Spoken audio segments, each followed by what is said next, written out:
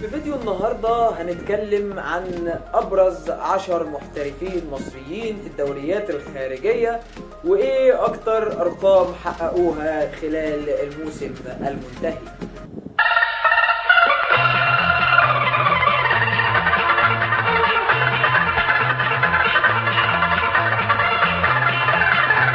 ونبدأ بالدوري الإنجليزي، ومع النجم المصري محمد صلاح لاعب نادي ليفربول الإنجليزي، واللي بدأ الموسم معاه بالفوز ببطولة كأس الدرع الخيرية، وبعدها سجل 30 هدف خلال بطولة الدوري، وصنع طبعا 16 هدف، وكمان كسر الرقم القياسي للهداف التاريخي لنادي ليفربول في الدوري الممتاز الدوري الانجليزي، واللي كان مسجل باسم طبعا النجم والهداف الانجليزي السابق روبي فاولر، وكسروا طبعا اللي كان برصيد 128 هدف، واصبح طبعا محمد صلاح هو الهداف التاريخي لنادي ليفربول في الدوري الانجليزي الممتاز برصيد 137 هدف. اللاعب محمد النني لاعب نادي ارسنال الانجليزي. طبعا محمد النني واللي بدأ الموسم بشكل جيد جدا مع نادي ارسنال، للأسف تعرض في فبراير الماضي لإصابة أبعدته عن المشاركة حتى نهاية الموسم. محمد النني كان شارك في 8 مباريات مع نادي أرسنال، سجل هدف وحيد، وأنهى فريقه الموسم في المركز الثاني وصيفا لبطل الدوري الإنجليزي، ومشاركا الموسم القادم في بطولة دوري أبطال أوروبا. ثالثا معانا اللاعب المصري مصطفى محمد لاعب نادي نانت الفرنسي. اللاعب المصري المحترف في صفوف نادي نانت الفرنسي والمعار من نادي جالاتا التركي لناديه الفرنسي، شارك معاهم في انهاء الدوري في المركز السادس عشر، هاربا طبعا من فخ الهبوط لليج 2، وشارك معاهم في عدد من المباريات وصلت ل 36 مباراة، سجل خلالها 11 هدف وصنع 5 أهداف. رابعا معانا النجم المصري عمر مرموش لاعب نادي فولفسبورغ الألماني، واللي شارك معاهم خلال الموسم الحالي في إنهاء الموسم في المركز الثامن في البوندسليغا، وكمان شارك معاهم في 36 مباراة، سجل خلالهم 6 أهداف وصنع هدف وحيد، وانتهى تعاقده مع نادي فولفسبورغ بانتهاء الموسم الحالي. وفي الوقت ده تعاقد طبعا وأتم التعاقد مع نادي ألماني آخر وهو نادي انتراخت فرانكفورت، واللي تعاقد معاه اللاعب الدولي المصري لمدة 4 مواسم قادمة. اللاعب الخامس معانا هو اللاعب المصري الدولي سام مرسي. سام مرسي لاعب نادي أبسويتش تاون الإنجليزي، انضم لنادي أبسويتش تاون الإنجليزي طبعا في الموسم الماضي، وطبعا كان قادما من نادي ميدلسبرا الإنجليزي، وشارك معاهم في دوري الدرجة الثانية، ومنذ انضمامه وهو قائد لفريق نادي أبسويتش تاون الإنجليزي.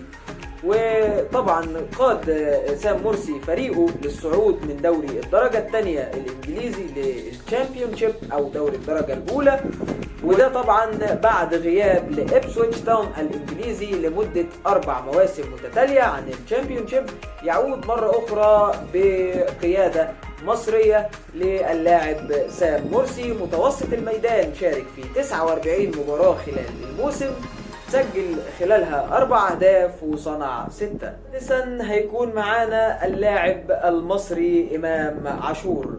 إمام عاشور لاعب نادي ميتلاند الدنماركي، واللي انضم إليهم في يناير الماضي قادما من نادي الزمالك المصري.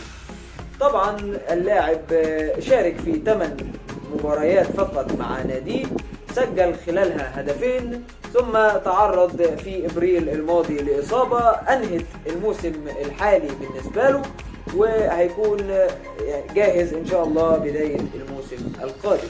وسابع لاعب معنا وهو اللاعب المصري الدولي محمود حسن تريزيجيه لاعب نادي طرابزون سبور التركي.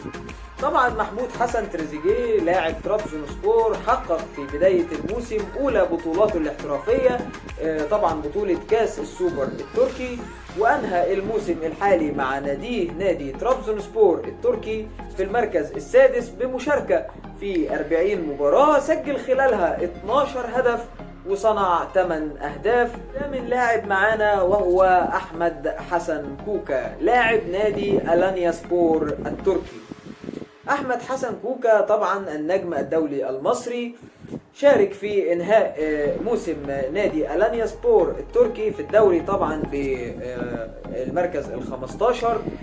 شارك خلال الموسم الحالي في 28 مباراة، سجل خلالهم 11 هدف وصنع هدف وحيد. اللاعب طبعا الدولي المصري تعرض لإصابة في إبريل الماضي أنهت مشاركته مع فريقه حتى نهاية الموسم. وتاسع لاعب معانا النهاردة هو صخرة الدفاع المصرية أحمد حجازي لاعب نادي اتحاد جدة السعودي والقائد لفريق اتحاد جدة، واللي يعتبر هو أول لاعب مصري يحقق بطولة دوري روشن السعودي كقائد لفريق سعودي. وكمان شارك في خلال الموسم الحالي في 33 مباراة، سجل خلالهم 4 أهداف وصنع هدف وحيد. وكمان اللاعب المصري تقلد طبعا منصات التتويج بحصوله على لقب الدوري السعودي وكمان حصوله على كاس السوبر السعودي. قائد خط الدفاع المصري تعرض في نهاية الموسم لإصابة بقطع في الرباط الصليبي، فنتمنى له الشفاء العاجل. آخر لاعب معانا وهو المحترف المصري طارق حامد، واللي كان لاعب ضمن صفوف فريق اتحاد جدة السعودي وحقق بطولة كاس السوبر السعودي ولقب الدوري السعودي وطبعا شارك في 27 مباراة. وبكده نكون جبنا لكم أبرز 10 محترفين مصريين في الدوريات الخارجية، ولو عندكم حد حابين نتكلم عنه تقدروا تسيبوا لنا اسمه في الكومنتات ونجيب لكم أرقامه خلال الموسم المنقضي. شكرا جدا، سلام.